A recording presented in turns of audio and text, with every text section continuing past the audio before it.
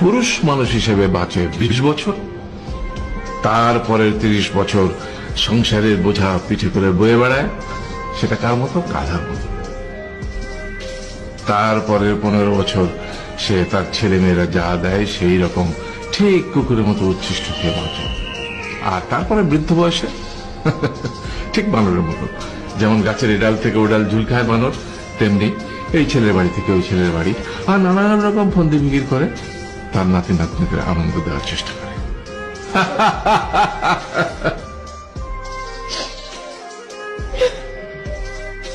আরে এই থাম, কাঁদছিস কেন? তোমাদের কত দুঃখ বাবা, এত কষ্ট।